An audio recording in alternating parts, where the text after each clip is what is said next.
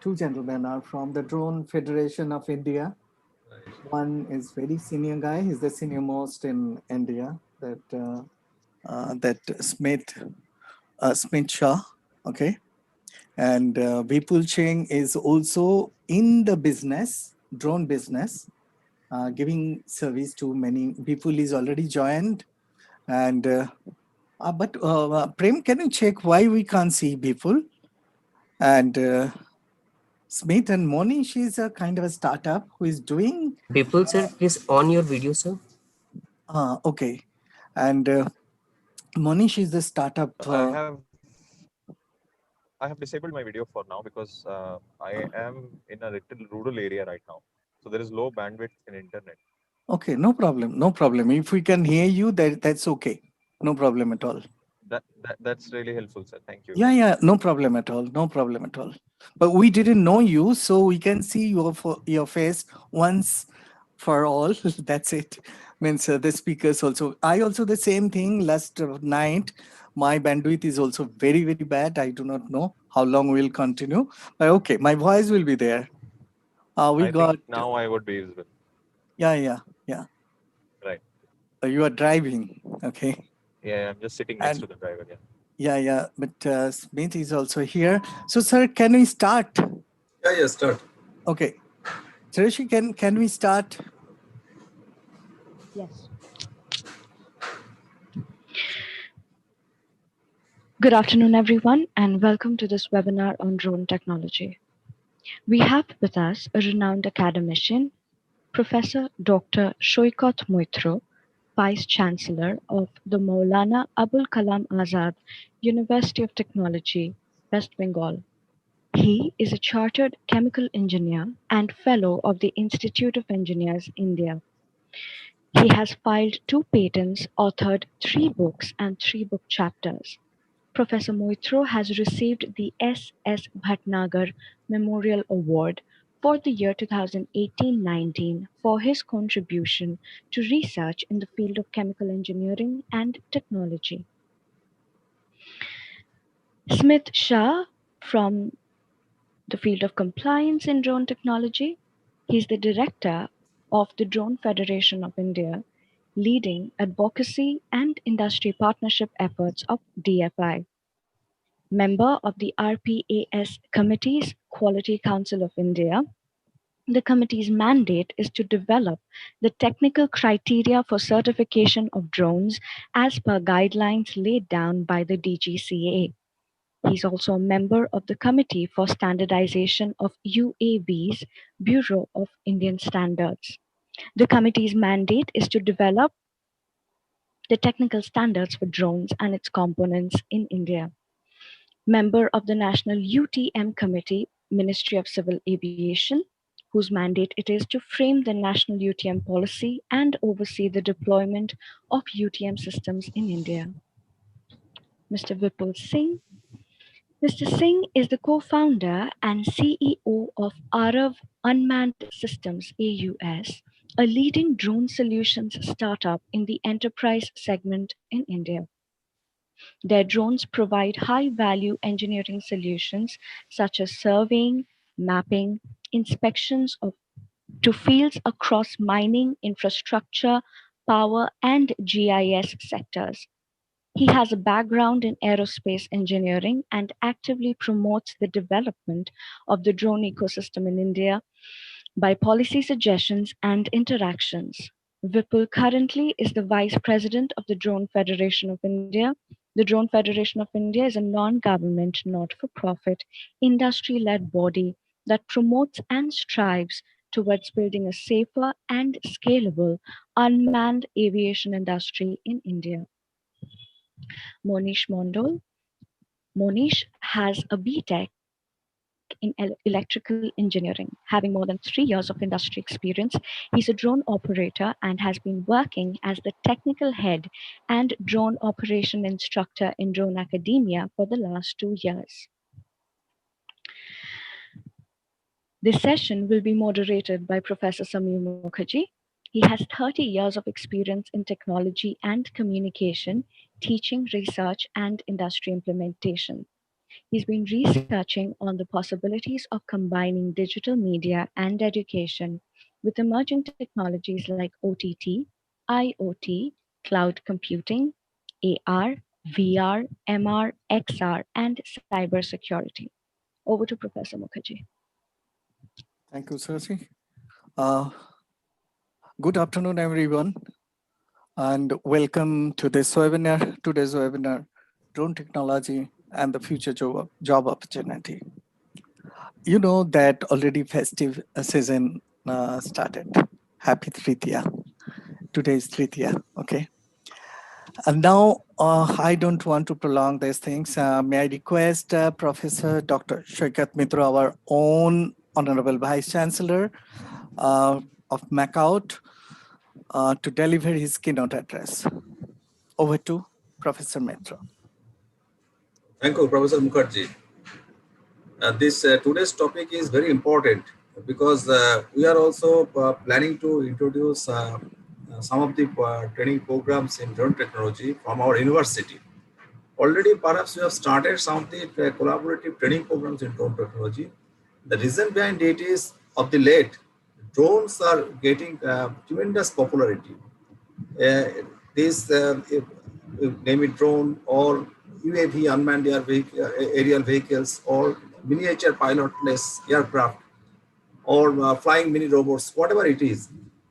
Drone is the future, and we are seeing tremendous applications, potential of drone in different sectors, particularly in our country.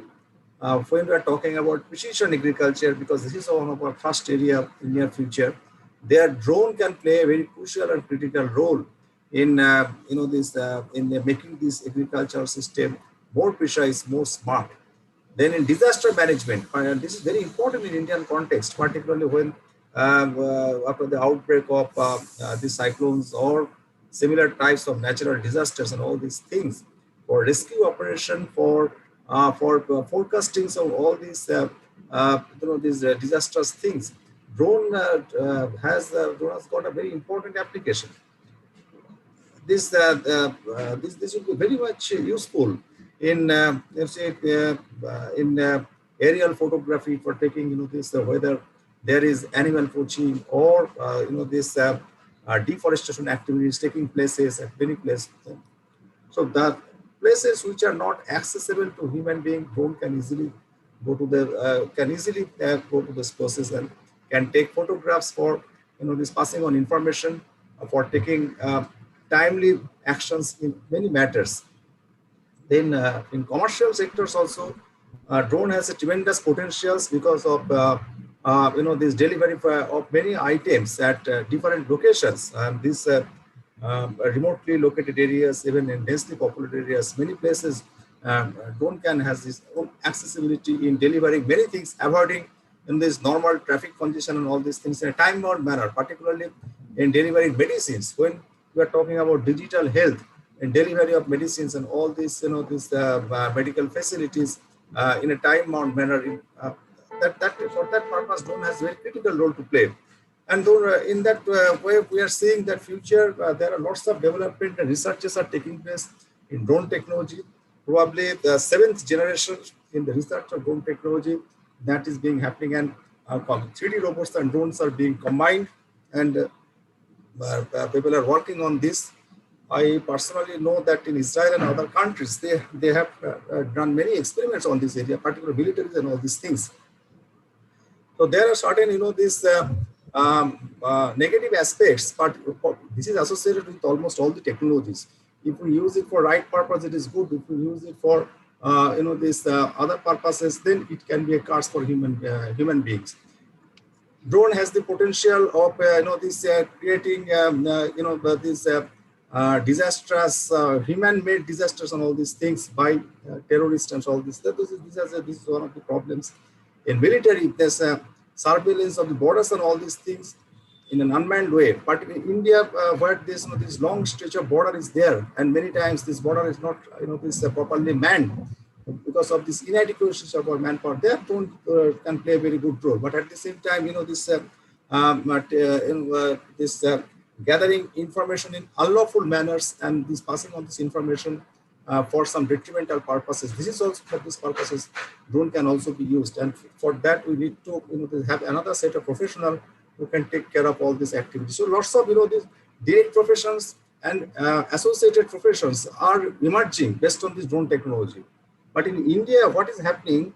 We have to focus more on how to make these drone components. What we are seeing that our people, our students. I attended many this students innovation project, this competitions and exhibitions. What I have seen, this is only it's an assembling type of jobs that we do not want. We want this real this aerodynamics and all these electronics, all these this thermodynamics, this mechanical engineering, so all this this how to use the proper science, physics of all these things, good understanding of all these things, then mimicry of these natural creatures, insects, and all this. So a good understanding of biology, physics, mechanical engineering, electronics, so then computer science, robotics, all these things are required now.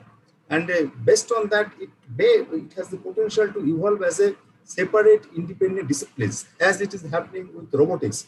We are trying to introduce robotics as a full-fledged program. Similarly, drone can be another, these different types of programs, full-fledged programs with many, verticals and all these things.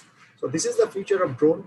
Many commercial, and there has already been predictions that it has a tremendous potential of generating more than one, this lakh jobs in near futures. And this annual growth rate is also very high. Talk about compound annual growth rate. It is very in line with data science and other professions. So we are urging our young generation to take up these these training programs in drone-related activities, and we are trying to integrate with our engineering programs to make this our future generation prepared for taking up the demand of this near future in different areas. And we believe that in our country, drone as a subject, as a profession, and it can play a major role in this economic development for this country. And I'm very happy that Professor Somir Mukherjee from our side organized these types of program today. I wish there should be numbers of these academicians, learners, researchers, and students, because this requires lots of awareness generation in the society, and our young generation, they needs to be enthused to get more exposure to the science, technology, engineering, and the proper applications of drones, all these things. So with these types, we would like to take up these types of awareness building programs and research programs in near futures more and more. At this moment, I would like to conclude my best wishes to for the success of today's discussion. I believe that it will be a very lively discussion, because some persons who are directly associated with the drone-related business and drone-related activities, they are here, so they can tell about their own experiences, how they are foreseeing the future, how they are planning that it can be further this expanded, and we are also looking forward for this effective this integrations with all these professional bodies and organizations for imparting professional and hands-on training to our students. So with this, I'd like to conclude now. Thank you, Professor Mukherjee, for inviting me and for asking me to make my this opinion and presentation before you. Thank you. Thank you so very much, sir. Seriously, the type of application area you mentioned in your keynote speech, it's overwhelming. I also do not know so many applications area. It's something. Thank you once again, very, very much. Okay, now let's go to the main panel section. The broad outline of today's topics we want to cover. Because of we mentioned these things to these points to all the speakers, that this is the area we want to cover today. So basically we ask our students also that if they want to send some question or something, it should be related to or pertinent to this points only. First point is, in the new normal situation, what will be the scenario for drone industry? If we have to have inside the home it's very difficult to fly a drone. So how to cope this particular thing? This is very, very important. And the second point is the job market. We will discuss a little bit about the job market, drone industry, allied business, and other things. We want to also touch the skill gap, how to mitigate it, and all these things. The burning issue, one of the biggest part in this drone industry is the compliance and what government are thinking. I think that Mr. Smith can give us a little light on this and the government initiative also in this part for making industry, for making education and all this, and how industry is preparing for the capacity building. That is also some of our questions. We will discuss a little and all this. So the interesting part is that we have a very colorful panelist today from the industry, from the compliance authority, from the critical education and all this. We got with us Smith Shah, Director, Drone Federation of India, Mr. Bipul Singh, co-founder and CEO of Arab Unmanned Systems, and which is also a leading drone solution startups. And Manish Mondal is a drone operator and a drone instructor from East, and probably the first, probably, I do not know, I didn't check that, probably the first startup in this region for drone technology.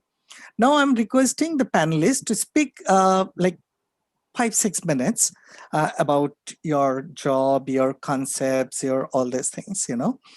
How has this world changed with the technology? Means what it will do with us? What is the students takeaway kind of? Is this change will stay, or apart from drones, some other things will come? What is the future? Means I'm just giving you some clue that we want to seriously want to know, because of we do not have. Sir said, our VC has said that we want to start a drone operational course also in our institute.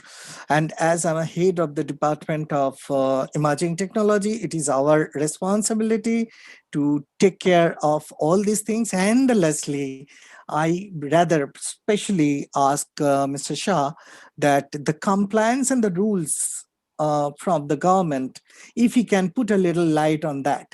Now, I'm just asking Mr. Shah, over to Mr. Shah. You can just talk briefly for 5 minutes about this. Sure. Thank you, Professor Samir and Professor Mitra, for inviting me. It's wonderful to engage with people interested in drones, and especially senior people like you who are taking interest in propelling this in the eastern part of the country as well. And I hope that we'll be able to pursue this relationship and develop the entire ecosystem in our part of the geography of India. Coming to the specifics around the new normal and the development of the drone ecosystem, I believe while most of the industry is working from home, for drones actually there is no work from home. So the only contribution that the drone industry was able to provide in the coronavirus time was helping the municipal corporations and the police. And in fact, we have been supporting at least about 140 drone pilots across 16 cities in 10 states, where we've supported the municipal corporations as well as the police to uh, get them assistance via drones. So drone pilots actually went on the ground and they were monitoring the lockdown, whether it's being enforced correctly or not, whether protocols are being followed or not. So from a coronavirus situation perspective, I think drones helped in the recent times. Plus, there was this parallelly the locust attack that happened, which is where again the drones were used. So I think while the pandemic has shut down a lot of doors and it has been detrimental for all of the industries, but for drones, at least in India, it has showcased the entire country about the power of drones and what it can actually bring in and how it can be helpful for everyone. Uh, about the new normal, I believe that once the businesses start operating and with the manpower still being reduced, drones will help in multiple ways. So primarily, if there are large factories and industries running, and there are sensitive areas that are still there, drones will be able to provide that service of surveillance and monitoring. So that would be one of the aspects. Definitely, at least the drone pilots will have to go out, and the work will continue on the field. So there is no new normal for the drone industry apart from new normal, wearing gloves and probably masks and using sanitizers, and staying away from the people who are at home in an isolated condition. So I think it's a risky task that the drone pilots will be taking up, but definitely it's going to help because they are going to augment a lot of activities that anyways the general public would do, which is especially patrolling and monitoring of sensitive areas or important areas, as well as asset inspection. So while most of the drone operations were being done for surveying, mapping, and all those other activities, we will see the requirement of asset inspection, which is telecom towers, power line inspections, as well as security surveillance. That will also increase due to the reduced manpower on the field. So that I think is one thing. Parallelly, also the Ministry of Civil Aviation and other ministries in collaboration with the Ministry of Civil Aviation have recently stepped up on the policy development activities. The speed has increased. Multiple initiatives are being propelled forward, whether it is operationalization of the current policy or proposing the new set of rules and proposing new drone schools. So 11 drone schools have got in principle approval from the Ministry of Civil Aviation, and all of them will be starting their training batches soon. This was initially only for the flying training organizations, the flying schools that provide manned training.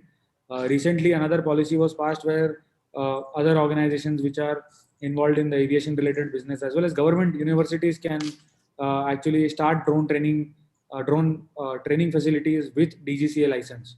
So that's the new uh, policy update that has come in. And for everyone who's probably new, we keep posting these policy updates on our online handle. So maybe that would be a good way to keep a keep a track of all of these. So yeah, that's been the situation. I think coronavirus has shown everyone how drones can be used, what is the benefits, a lot of awareness programs, especially in this lockdown time. And plus, the government has become a very proactive. A lot of new policy decisions being made, a lot of experiments being passed, and I believe this is our time. We are going to move forward from here. There is no stopping us back. So from here, it's only forward. That would be my short introductory take on what's happening around India. Thank you, Mr. Shah. That's great insight. And now I'm requesting Mr. Singh to put some light on the, that in this industry, because of you are also in the industry. You are looking after a kind of association and industry. So you can give us another type of dimension. Mr. Singh. Sure, Professor Mukherjee. Thank you very much for having me on the panel today. And it's an opportunity for me also to share insights with the fellow students and the professors at MAKAUT to understand that how industry is dealing with this new normal, and how we can reap help from organization like yours and the young students there to be able to really deal with this normal better. Okay. So see, I feel with COVID coming in, the value for drone has increased. The benefit which the drones provide to the industry are being realized in a better way than it was before. Because as we say in our small startup, is that drones are here to do dull, dirty, dangerous, and repetitive jobs, which have been primarily being done using manual labor. So until now, the labor value was always much lower than the machine value in India, autonomous machine value. And that is the reason there has been a decent threshold for these industries to adopt advanced technologies, like drones, which are slightly higher than the machine value. before any kind of chip. So now, because the man life has become threatened due to the current situation, the value of machine has increased. The kind of autonomy the machine provides. Okay. So that is the reason why most of the jobs which were difficult to do and were being conducted manually are now being dominantly being done by drones. For example, you would have noticed some cross-country power lines in the rural areas which are supplying electricity to our grids. All the inspection of these power lines are done manually, where a person climbs up that tower by wearing a harness and then inspects every nut and bolt and every component there. Now, because the mobilization of the person has reduced, we don't need to send tens of person to do a X amount of job. You can send a drone to do as much job as 10 people should do. So on the other side, the drone operators have become the front end warriors in reviving the economy. During the lockdown phase one, they were the front end people who were helping our police officials identify people who were breaking the social distancing norms so that everyone could stay safe, including our police officials and government officials. Now in lockdown phase 4 and 5, we are seeing that the industry is using drones to basically reduce the mobilization of their manpower so that their people can have safer environment to work with. Okay. And especially machine does not take too much of stress like human beings. So it can do more job in a more stressful environment. Okay. And over a period of time, these industries need to overcome from the losses which have happened during this lockdown. As we all know, the economy took a decent hit because of the lockdown. So the one way is that we speed up everything we do so that we can do as much as we were doing in 1 year within a period of 3 months. And other, we increase the efficiency and productivity of these industries. So drone has both the impact. So for example, if you're building, one of the expenditures which government is going to increase is building of infrastructure so that jobs can be created in the economy. Now, when they build infrastructure, generally, let's say if you're building a 100-kilometer road, just to give an example of a case study, surveying and mapping takes close to 6 months to 1 year, depending on where the road is being built, if you do it in a conventional way. Whereas from the drone, the same task can be completed within a period of 45 days. So imagine how much time is being saved just to complete one step, which is a primary step to start the development of any road. Before that, it cannot be done. Okay, that's on the increase of the speed. Now, on the other side, when we talk about efficiency, a lot of activities drones are doing today, including, let's say, spraying pesticide over our agricultural fields, or giving detailed and insight and analytics into a mining business or urban planning to tell that how the infrastructure or the asset or that particular business is performing. So with that, there has been more than 10% increase in the efficiency. So these efficiencies ultimately result in a more stronger and robust economy, and hence it creates the jobs for people who are right now impacted due to these worldwide lockdown and pandemic effect. So that's how drones are currently playing a value to be, precisely answering the question which we are talking about. So the new normal for drone is good. There are risks associated for the operator, but on the other side, I won't put it as a risk. I would say they are the front end warriors for the revival of the economy. So that's how we are seeing it right now. Thank you, Mr. Singh. It's a pretty insightful concept and thoughts and all this.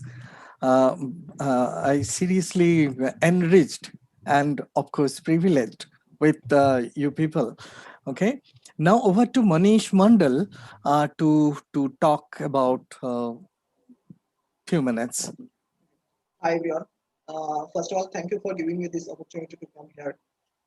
Basically, that unmanned aerial vehicle, or you can say the drone, is stand for the DRONE. Actually, this D for the dynamic, R for the remotely operated and navigation equipment. The earliest man-made aerial vehicle was the hot air balloon. Basically, it was used for bombardment since 1839, I think. And the first drone was made by Great Britain in 1916. But that time that drone wasn't that much familiar. Okay, but after the World War I, it becomes so much familiar, and subsequently the drone becomes much smaller and more efficient. So basically, if I say about the internet, in the 20 years back, how many people will was know about that internet? But now we have realized the importance of the internet, right? Each and every second we are using that internet. We are so much addicted with the internet. So this is how one day we'll also addicted with the drone technology. For this, let me give an example. Then it will be much clear. For surveying a huge area of land, uh, you will require lots of manpower and lots of time duration to complete that survey with the traditional method. But while you are using a drone, that whole process could be done with the one third of the whole time period and with the very less amount of the manpower. In every year, there are 30% of produced crop are damaged because of heat, and it's hard to control. And also, there are 21% of projects are getting delayed because of the delaying the survey the land. And out of this 21% project, 58% of projects are subjected to the human life risks. But while you are using a drone, well, you can reach every and each blind point without having any kind of life risk. And most of the countries are already accept this technology. But in India, there's a little big problem with this technology actually. Drone is a part of the aviation industry, okay, and India government is little bit secure or the little bit hard for this industry. So basically, from last few years, they are trying to make this industry legal here, and they are applying so many norms and they are coming with so many rules and regulations. Maybe within 2021, down the line, drone could be fully legal in India, and we could able to use that drone freely. That's all. Over to Sam. Oh, thank you, Mr. Manish Mandal. They are very insightful ideas and all this. Let's sum up the entire thing that Mr. Shaw told us that 140 drone pilot they implement during this COVID time and all this, and the surveillance, security, and in this particular business, monitoring business, drone is working very hard and all this.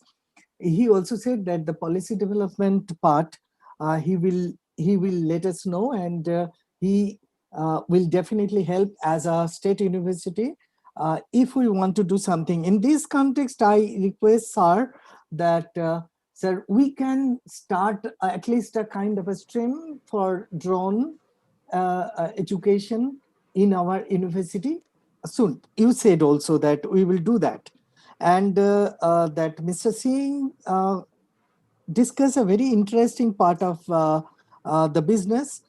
He said that the power grid and other this kind of very critical infrastructure, how drone can take care very easily. That's very interesting part of it. Okay, so that means that we have to prepare, uh, you know, students and the future drone pilots and all this. And money issues are very interesting word that like internet. Maybe people are not interested in this moment about drone, but like internet in the future, they will be into it. Now I'm going to the segments, different segments we have, and let me ask the first question to Mr. Shah, that can you please elaborate a little bit of government initiative in this? Like, the new policy and the tentative time, the educational policy. In the new educational policy, why drone education is not there? And how is the drone industry? How big is that drone industry here? What is the growth rate and all this? Mr. Shah.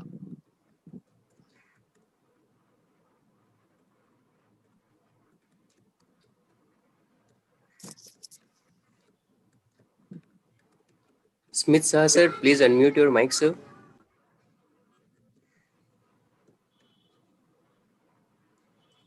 Professor Mukherjee, I was having some network issues. Could you repeat that, please? Okay.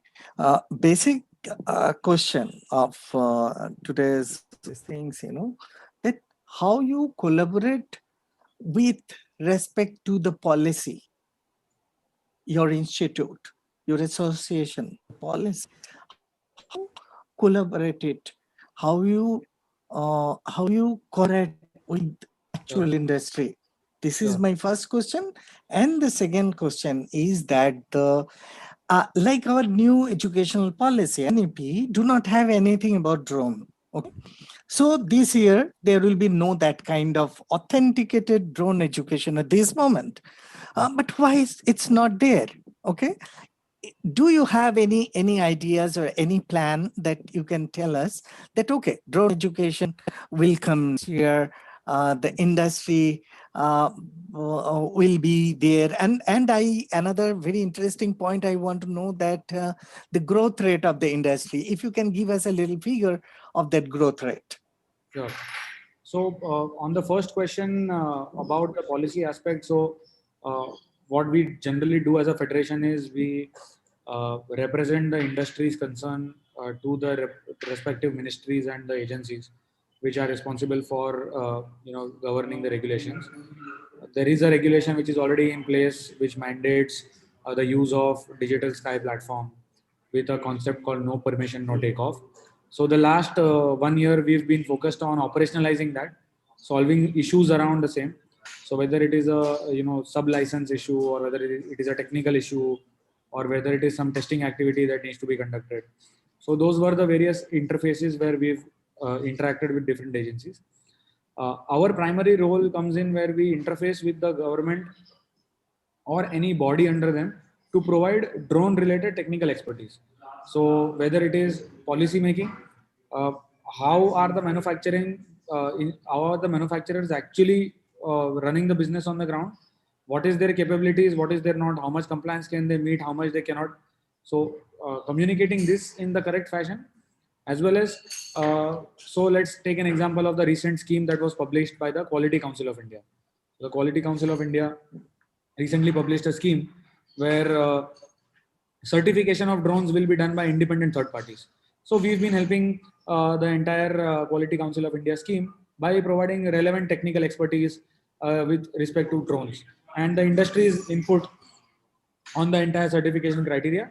So we make policy operational such that policy is not just made on paper which no one can follow, but it's made in such a way that it is very industry friendly. Even if it is not, then we try to make it industry friendly by creating different solutions around the same.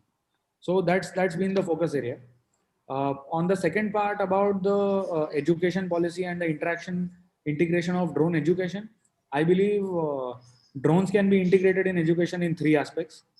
The first one would be at the school level, where it is more to do with the tinkering. So how do we get the interest of the youth or the school students in the engineering sciences space? So I believe the step 1 to that would be creating drone workshops rather than robotics workshops, because school students or especially small children would aspire to become drone engineers. Anyways, drone is a flying object, so it connects to that aspiration aspect. Plus then it is technology, so generates interest as well as aspiration towards the industry. So should be doing a lot of outreach and workshop related activities in schools. The second tier would be more on the engineering level. Uh, uh, so how can we actually integrate elective courses to begin with? So 7th and 8th semester engineering students in aerospace, and aerospace generally would have a lot of other aspects, but specifically drones. So aerospace, mechanical, electronics, telecom, computers, computer IT. So all of those areas should have a drone related elective, so that when that particular engineer steps out of the degree, they are ready to join the industry. The drone, its components, its interfaces, its basic functioning, and a few more things around that is not new to them. So what is happening right now is a lot of tinkerers, people who are interested in drones, are able to join the industry. How can we change it from people who may not know anything about drones but may just choose a subject and know some basic stuff, and then get interested in the industry? So school level workshops, elective programs or elective subjects in the degree, and the third part would be commercial training. So how can we bring about more responsible commercial training programs? So government approved universities and other organizations can be conducting various training programs where it's not uh, uh, degree education but over and above that. So after your degree education, can you do a particular additional course for the next 1 month or 2 months or 3 months and become a certified drone pilot, so that you can join the industry, not just as an engineer but also as a drone pilot who knows various aspects of GIS or various aspects of agriculture survey or all of that. Or you may become a drone technician. So while you are a telecom engineer or you are a mechanical engineer, how can you be specifically skilled in a short diploma course or a short duration course, commercial training focused, so that you can join the industry and you know everything, just before that. So these would be the three aspects where we can integrate drones. While the NEP is very robust, I think it has created all the necessary frameworks to include all of this. It may not be, defining the word drone, but there are necessary provisions. With proper will, definitely we can bring all of this in the education system. Over to you, Professor Mukherjee. Yep. I'm just now going to Mr. Singh. Mr. Singh, that in this new normal situation, do you think that we'll be in a position to start drone education? Now, even in this new normal situation, the startups can start their drone manufacturing unit. And what is the fate of that? If this things is going on like that way, what is the alternative? Mr. Singh. Yes, Professor Mukherjee. So thank you. That's a good question. I think I will add over to what Smith just told all of us, is that it's like going to be a fundamental requirement for our education system to have drones in their curriculum. That's how we will be able to create a workforce which is both having the knowledge and the skills. Now, the issue is right now, we as an enterprise, when we are planning for scaling up, let's say, for example, one of the, just to give you the opportunities which are there for people who are opting to get into this industry. Just now, about 3 months back during the lockdown itself, our Prime Minister, Shri Narendra Modi, announced that drones are going to be used to map all the 6.62 lakh villages in the country. All our villages, means every village in every nook and corner of the country will be mapped using drones, so that the land ownership records could be created for the areas where the residential properties are there in the rural areas, especially in these villages, because we don't have the records. We have records only for the agricultural land because they were made during the British era, and only the agricultural work was, let's say, important for the Britishers because that used to generate revenue for the East India Company that of time. They had nothing to do with the residents. They had nothing to do with their life, their lifestyle, their well-being, nothing. The only thing is that when we have these lands without any record, we can't use it to get basic education loan also, or basic business loan also, to support the education of the child or small business in the rural area, because there is no record on the government. So the current government decided that we'll use drones because of all the benefits which it provides. So we are talking about a 5-year plan wherein 6.62 lakh villages will be mapped in every country, every part of the country, which will require drone operator, which will require technician, which will require people even to coordinate the job at a local level in these villages. So now when we as industry go out, look for the right set of people to do all these jobs, different varieties of jobs to serve this kind of big scheme. This is one of the small schemes which we are talking about. There's several other schemes which both private industries and government organizations and departments will bring up for the uses of drones. One of the deficit which we feel is the balance between knowledge and skills. We have people who have got very good theoretical knowledge, but they don't have practical skills. We have got people who have got very good practical skills because they started use flying drones as RC models in the early days of their, let's say, life as hobby, but they don't have the required, let's say, depth into their theoretical knowledge so that they can scale up from there. So that two combination is very important. However, I see there are certain subjects which are taught in the how I started my education journey to become an entrepreneur in the drone market. I was studying in one university, very known university, but we were very focused on the theoretical aspects, and on the practical side, we were looking for drones. Okay, which also it is not the only way to grab opportunities in the market. So I wanted to be in the drones, but I found that the practical expo and join as a research associate in IIT Kanpur after giving GATE so that I can get enough exposure on practical things so that I can understand how things just function from a practical point of view. Okay. So I have to take a detour and then to get there also, just to get enough exposure. So it is very important that engineering students and even technical education students should be given enough exposure about this particular subject matter, because this is going to be it is a projection that it is going to be more than $50 billion industry worldwide. Right now in India itself, in another 3 to 4 years, it is projected that it might become a $2 billion industry, which is not small. Okay, considering the way it is growing, it's a pretty better. I mean, it's much better than the automobile industry. So as we learn basic softwares like AutoCAD, as we learn basic subject about automobile in our mechanical engineering and electrical engineering and other similar engineering streams, it is necessary that we also have topics related to drones so that people have basic knowledge about the particular, I mean, this sector. And if skilling can be also done, that will make them more employable as well. And it's not only about their employability, but also helps companies like us and startups like us to very easily get the manpower required in a very short time. Because right now what happens, we acquire people based on their aptitude, we hire people based on their aptitude and attitude, and then we have to train them from scratch, which takes about 6 months for them to become effective contributors to the work which we do.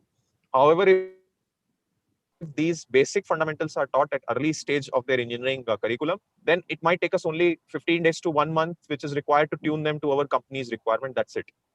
Okay, and DFI can play a very big role in not only deciding and fixing the curriculum standards, but also creating a platform for these students to look for the opportunities in the market once they have acquired these skills and I mean, I would say the skills and the knowledge both. So there are various layers of requirement which exist today, but there are not enough resources which are available in terms of manpower for these requirements. Yeah, so that's what I would add on what Smith says. And once we have all these skills and knowledge in place, suitable amount of manpower in place, then adjusting to the new normal becomes more easier. In fact, pushing it to next level also becomes very easy. Yep. Thank you, Vipul. Vipul, Yeah, so before that, that was my 2 cents. yeah, correct. It's very insightful. Before that, I was not so confident because I didn't have that kind of practical figure. What you said that 6.2 lakhs villages to be scanned, it's require probably thousand drone operator, isn't it? So of course, job market is there. Now I'm going to Monish. Monish, I got a very tricky question because of you got startups giving education, making drone, and asking students to how to fly a drone and all this. Let me know these things. This is a very complicated part for me. I didn't have that proper answer. That the drone education for the new generation, vis-a-vis, do you think that the student will prefer, they will get rid of AI, robotics, ML, imaging, or AR, VR, and go to drone? Probably not, because of the compliance is not okay. Engineering field is not there, and course is not very strongly bound and all this. So do you think that student will go in this, or what is your data that yes, students are coming, and what is your concepts? Yeah, Monish. actually, yeah, Yep. yes, sir. Yeah, actually, in the eastern region, there are no drone industry. Actually, if you count the number, it maybe comes zero. Okay, and I also want to with this industry. For this, I don't want to switch my location. Actually, the most of the drone industries are in the western, or you can say the Bangalore on the south side. So this is why we start a company here. It's named Drone Academia, where we train the student. We trying to make them understand how to apply a drone in various sectors, how to assemble a drone, how to maintain a drone. Okay. So basically, first of all, not a single technology can work alone. Okay. For this, you have to you just named those technology that ML, machine learning, artificial intelligence, or you can say that emerging technology. Actually, those technologies are comes under the top 10 technologies. And the drone, or you can say the unmanned aerial vehicle, this is a part of the robotics. Okay. So actually, those technologies are so much highly connected with each other. If I Manish give an is example, breaking. uh, hello, Yeah, voice is breaking. Can you check it up? is it now okay, sir? I do not know. It's Hello, part hello. or is from our part or government Yes, sir, part it or is coming, sir. So right now it is working. it's okay. Okay. Yes, sir. Monish, carry on. Yeah. So if I give an example, then it will be much easier for everyone. Actually, we can use a drone for autonomous flight purpose. Okay, and without AI, it's not possible to fly a drone in autonomous purpose. What you have to do, you have to plan a mission. Hello, hello. Yes, sir. We are Yeah, listening. yeah, okay. Yes, sir. We are listening, sir. Yes, sir. Okay. Yeah. So for this, you have to plan a mission. Then you have to upload that mission to your drone, or you can set that admin aerial vehicle. Then your drone will be start to execute that mission. Now, if while it's flying, if there are any kind of obstacle is coming, and then your drone will detect that obstacle. Then it will understand that where you have to stand, or you have to go for moving sideways. Okay, then your drone is now able to understand that process to what it should do. So basically, you could understand that those technologies are so much important for the drone. Okay. Now let's talk about the education. Without education, we can't learn any technologies. First thing, you have to work with any kind of technologies. You need to educate yourself first, then the other people. Until unless the people know about the pros and cons, the facilities, the needs of the technology, they will not accept that technology, right? So basically, you have to drone is a combination of multiple number of technologies. So you just not can only use that drone for a flying purposes or for the playing purposes, but we can use that drone for several kind of commercial applications like photography, like security surveillance, and so on. So you need to know why you can use that drone and how to use that drone.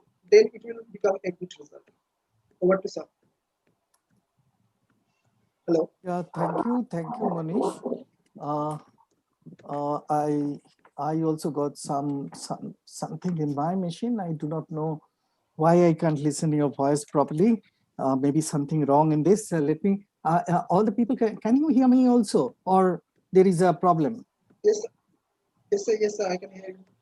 Okay.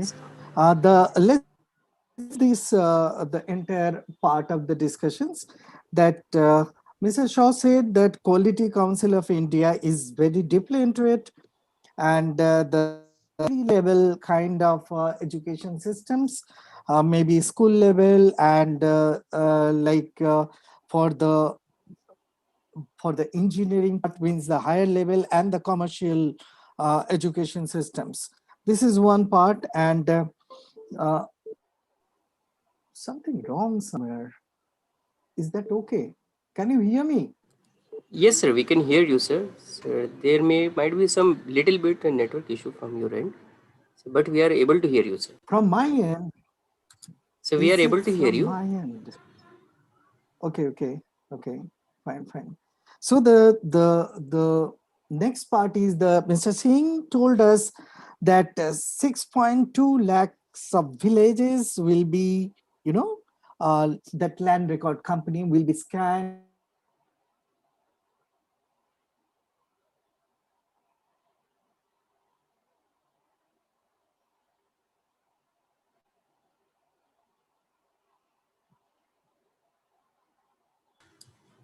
Hello, sir. Sir, your voice is not coming right now, sir. Manish, sir, can you hear, sir? Yeah, I can hear you. Yes. Hello. Yes, sir. Samir, sir, we are not able to hear you, sir.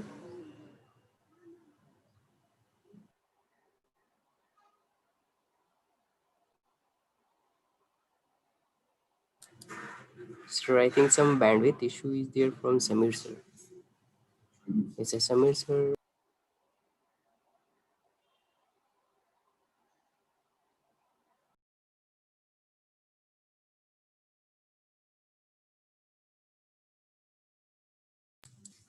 Samir, sir, are you there?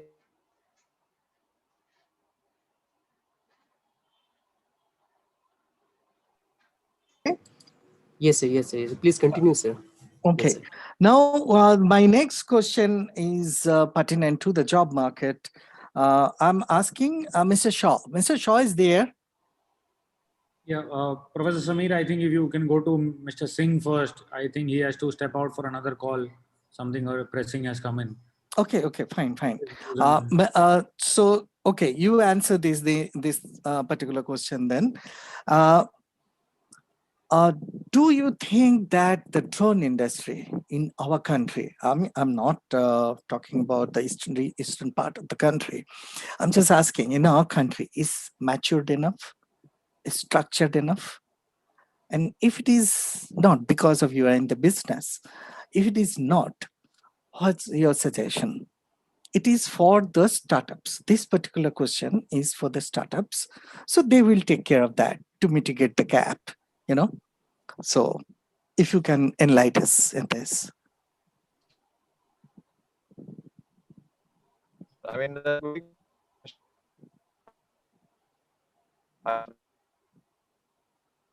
Why today we have so much of... my answer would be no. We are not yet.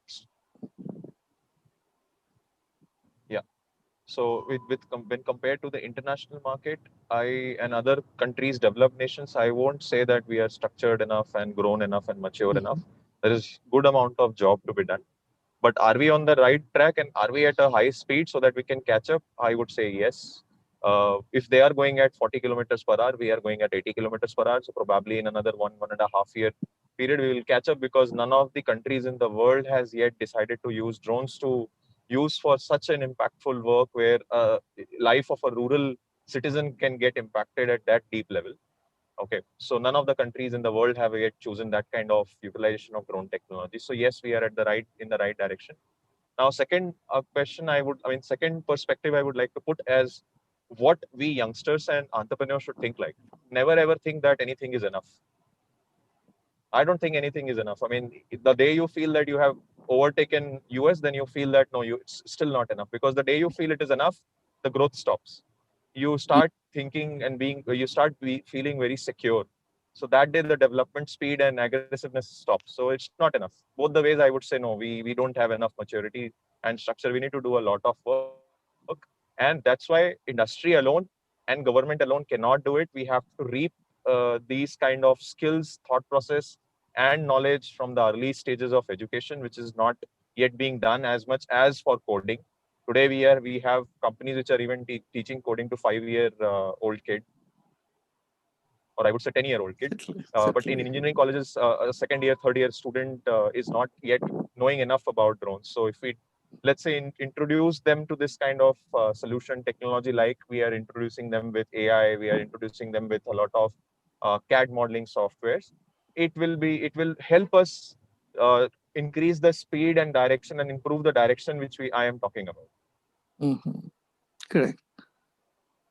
Yeah, so that's what I would like to answer your question, sir, with. Okay, fine. I think that Mr. Shah is not there still, isn't it? So should I go to Manish? Manish, can you tell me one thing? It's a very simple question, but I personally feel that our part of the country is very Professor vulnerable. Mukherjee. Yeah. Hello. Yes. Hello. Hello. Hello. Yes. Yes, sir. Yes, sir. Yeah, Professor Samir, sorry, I sorry to interrupt. Uh, uh, sorry to interrupt you and Mr. Manish. I have to step out for another important call. Okay. So allow me to please take the leave from the session today. Okay. And I'm sure Smith would be able to give more insights on the topics we are going to discuss further. Mhm. And thank you very much for having me on the call. And from our end, both from my company as well as from DFI end, we will be more than happy to associate with your university as well as help you out in sketching a plan and roadmap Great. to Great. making sure that your students are prepared for this new job market. Great. Okay, people, but take care of your job, but that's prime important at this moment. Thank you so very much for joining with us. Let's continue. Manish, my question is that it's a kind of a vulnerable area at this moment. Especially this part of the country, east part of the country, the cybersecurity one of the massive problems. Okay, as far as my knowledge goes, I checked, I have heard that drone and cybersecurity is a kind of a little bit problematic area. Do you have any ideas, as you are in the engineering part of it and you are giving education and all this? So this is a very pertinent question. So can you give us a little light? Yeah, actually, in this pandemic situation, on everything coming online, okay, and cybersecurity is a serious issue with that. Basically, drone controls with the radio signal, right? And for if you block that signal from your transmitter and the drone, then anyone can hack your drone, and anyone can and control your drone. And this is how actually a few days ago I just saw some news. Someone hacked the drone with some other instrument, and actually it works like you just need to block that signal from the remote and your drone. So that situation I have listened, but I'm not sure. Is there any alternative ways to secure our drone and not actually? But if it is online session, then anything could be happen. But with some upgradation and with the time being, those kind of risk and those kind of situation could be handled. Okay, fine. Okay. Can I go to Smith now, or Smith is not there still? I'm here, definitely. Okay, you're there. Okay.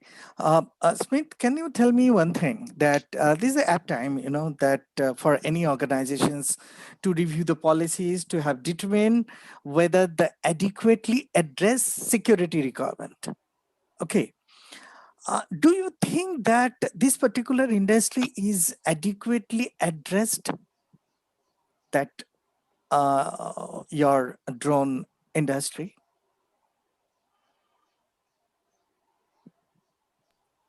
Are we talking from the policy side? Yeah, policy side. Yeah. No. Initially, I think my views would be that we started very strict, and which is why there is this entire feature of no permission, no takeoff, and digital sky. But I believe so. Strict policy, uh, not operational in its entirety right now. But what we are now seeing, the trend is multiple countries across the world are trying to move in a situation like this, in a solution like this. Not as strict as India, but on the lines of what India has implemented. So that would be my take on uh, how the policy has evolved. Plus, uh, yes, it is not as liberal as foreign countries. There are restrictions, there are challenges uh, which we have to face. But uh, I hope that we are able to uh, go over that, and we are able to Certainly. operationalize it as quickly as possible. One key issue that our policy has faced is it mandates the use of a government platform, the Digital Sky, and there is a single point of failure or single point of dependency, which is the platform, which is taking some time to get operationalized. So in future, maybe whatever policy is coming in should be more incrementally thought of, or should be more operational, so that any policy coming in should not create complete roadblocks, or should not stop operations, or should not break the industry or break the operations in any way. So, we started slow, we are picking up speed, we started very strict, we are on the path of liberalization. Obviously our policies may not be as liberal as that from the west, but I believe probably in another year's time we will not be too far behind as well, and at least on the policy side. Great, great. Thank you. So the takeaway from this particular part is that nothing enough. That's a very, very great point at this moment. And another very interesting part is that what he said just now, that the restriction of the industry. That is also very, very interesting point, that yes, that is the reason, to streamline the industry. We have restriction and other things. And, like basically, as far as my ideas, my knowledge goes, that drone will come here. Drone will come here and do the work and all this. It will be there. But unfortunately, we didn't have the streamlined laws and the regulations, and maybe other issues, like the manufacturing issues and other things, some little complicated parts are not available and all this, maybe. But if we can mitigate that, probably, I think I can take a little bit of assertive answer from Smith, that I'm in a right track, or what? Definitely. Okay. It is the right track, but Yeah. more focus needs to be brought in, and more push needs to be. Certainly. More speed, more fuel. But Smith, can you tell me another very interesting point, that do you think that drone industry is a recession-free career? If our students and other people join in this will not be like that within a coming 4 or 5 years there will be another scarcity and all this. Is it means, do you have any ideas in this? Yeah, definitely. I wouldn't talk more from a recession perspective, but if your question is, so is it recession free? No, not recession free. But if it is more from a perspective that will this industry see a upward trend, and then suddenly the jobs will, number of jobs will not expand anymore, or will it get saturated? I don't think that is the case. We are going to see more and more drones being operated. We are going to see more and more drones, even if they are not remotely operated, they will be autonomous. Still, it will require human supervision.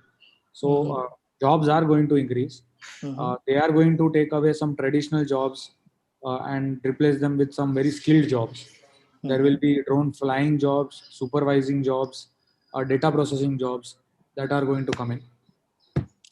So yeah, definitely the trend is not going to go down. It is a good opportunity, and it is just started to expand. Okay, but before that you said that no, it is not recession free, I should not. But from all the inputs, it looks like it's a very lucrative job, isn't It is it? definitely lucrative, but Yeah. if you compare it absolutely to a recession, then I wouldn't, say that it would be Exactly. to say that whether it is recession free. Definitely very lucrative, definitely very, very attractive, and going to keep growing. So that's how it will be. Munish, I need to know a little bit of the education part of it, and like your curriculum, is it pertinent to the application area, or is it pertinent to the engineering part of it? Okay, so it will be it is for my personal education, means I want to uplift a little, that what exactly students want. They want a kind of application area, want to learn that, or they want that a kind of an engineering sector, like, okay, I know robotics and I know this. So what is the present scenario of the students, what they want, what is the trend? Can you give me a little Yeah, ideas?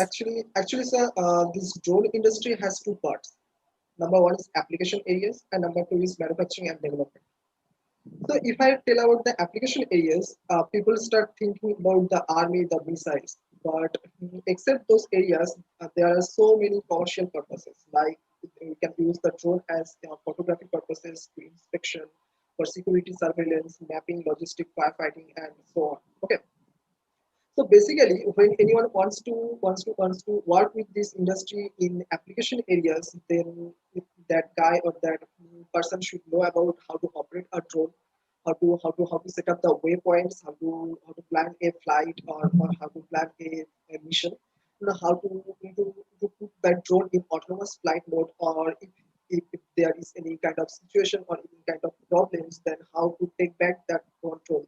So that those kind of things you should that person should know. Also, that person should know about the safety precautions, the government rules and regulations, where they can fly that drone, where the flying zone area or the no flying zone area, they should know about it.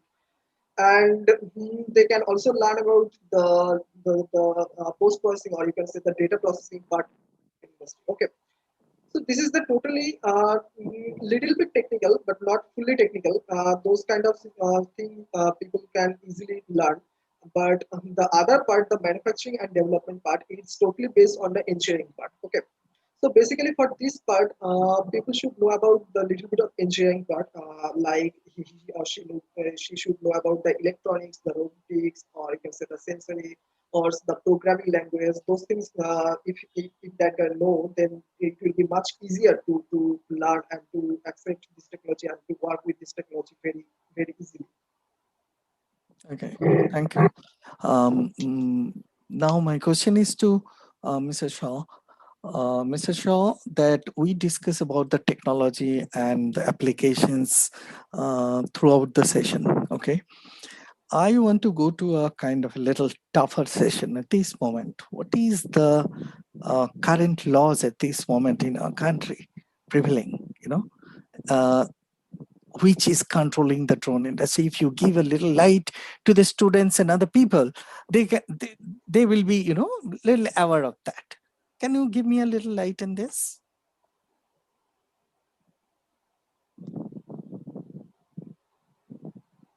Smith is not there. Smith sir, please unmute your mic, sir. Yep, I think I was having some network issues again. Yeah, something wrong today. No problem. But did you hear my question? No, I think I missed that. Okay. Let me explain you once again that we discuss about this technology and other part, the application area, so many. So I'm seriously enriched. At least I'm very, very enriched from your outcome, the discussions and other things. Now the next question is a little bit not so sweet part of the entire industry. I seriously want to know that exactly what is the current laws prevailing in this. Who are the people who are looking up to this? So it will be easier for the students. What the means the people means they're watching all this. It will be easier that whom to apply, how to apply, and all this. If you give a little light on that. Sure. So the current regulations are being mostly for civil aviation will be all governed by the DGCA. So the DGCA publishes all the regulations under the guidance of the Ministry of Civil Aviation, and there most of the drone related activities are going to happen through the Digital Sky platform.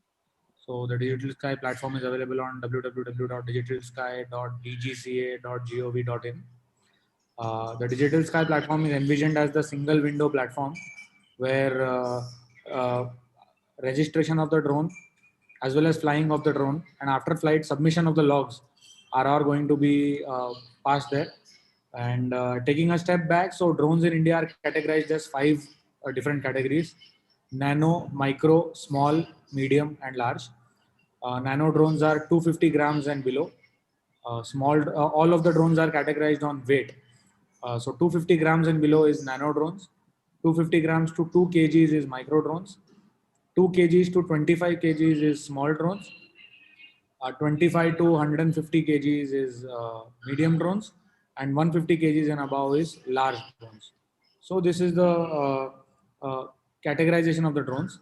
Except for nano drones, everyone else, which is micro and above, require the feature of no permission, no takeoff, require the drone to be certified by a Quality Council of India lab or a Quality Council of India certification body, which means they will actually take your drone, will be looking at the entire electronics and the entire analysis, design analysis aspect of the drone to certify it whether it is safe to fly or not.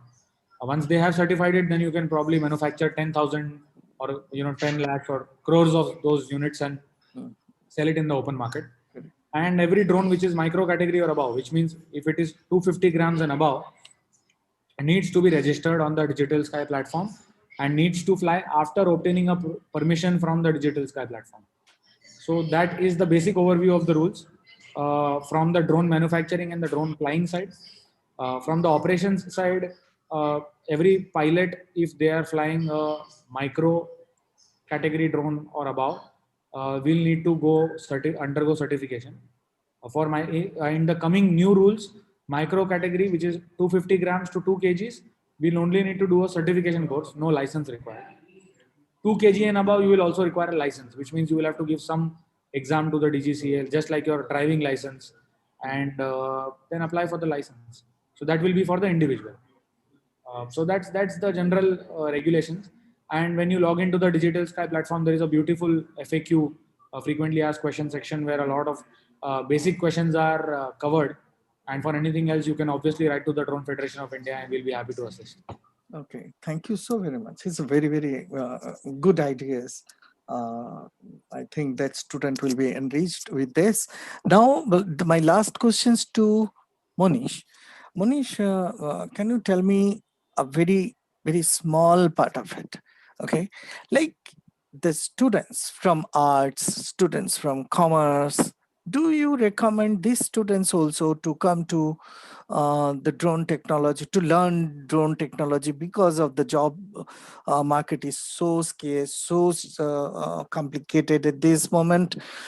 So other people, not engineering, do you recommend that these people also can learn drone? Yeah, actually, as I said earlier, that drone industry has two parts: application and the manufacturing development part. So for manufacturing and development is totally engineering based part, and for a student who is from the engineering background, it is easy for to understand that technology. But a student from the other background, that student can understand the technology, but he or she need to study something extra, something hard to understand that technology. But if you are talking about the application areas, actually these application areas are less technical and is easy to understand. Okay, so anyone can learn these application areas: how to apply, how to operate a drone, how to operate a drone, how to post process that technical data and all. And also, as per the DGCA guideline, for learning a drone, you should have at least 18 years old in your age, and you should complete your not high secondary, it's secondary exam. Then you are free to go. You can easily learn about the application areas. But for the technical purpose, you should have to work some hard for know about the technology. That's it. Okay, great. Great. Now we completed the entire part of it, and it is a kind of a Thanksgiving session at this moment. So let's give thanks to Mr. Shah, Mr. Singh, and Mr. Mandal for coming to this session. And I think that we do not have much question here. One relevant questions we have, that is there any university at this moment in India? So I'm asking Mr. Shah, can you tell me, is there any university who can give degree on drone technology? Mr. Shah. It is from the audience. The question is from the audience. No, no universities are giving a formal degree on drone education. Mhm. Okay. We got another relevant questions. What type of software process could I use to extract channels from the simple RGB image obtained from a drone's digital camera?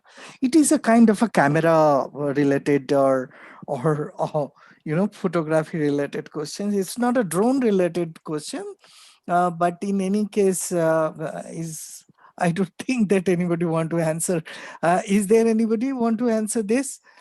Can we find the velocity at which the drone loses its stabilization using simulation on SolidWorks and open form? Smith is there. Smith, can you check this question and can you try to answer?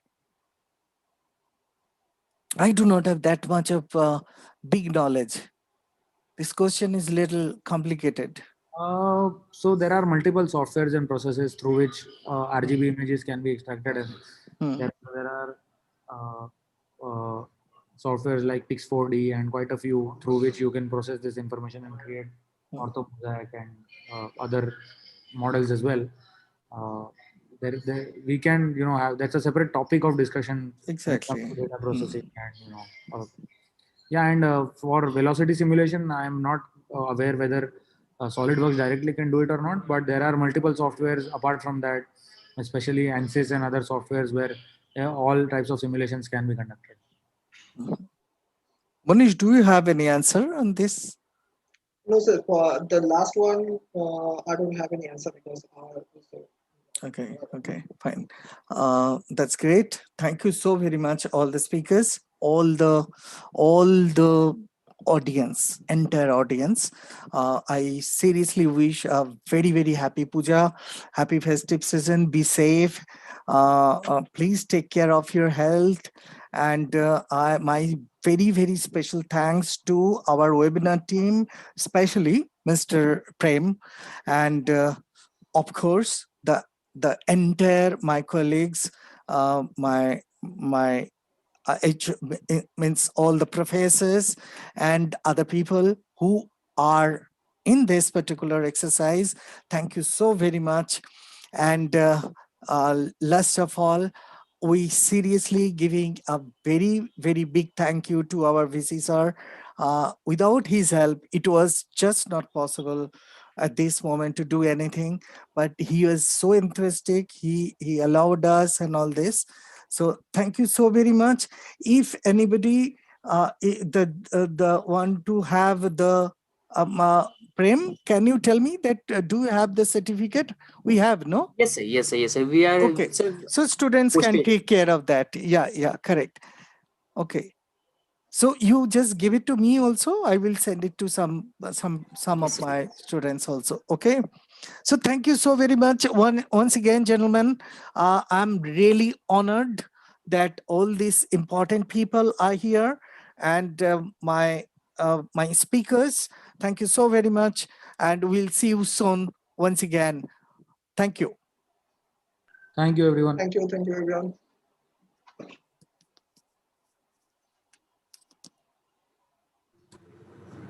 For participants, there is a feedback link.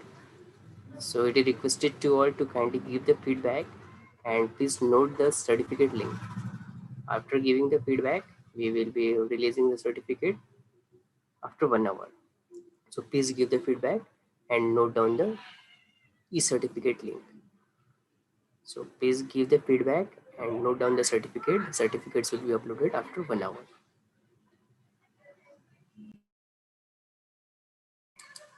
We are about to end the session, so please take note of the links. Feedback link and e-certificate link.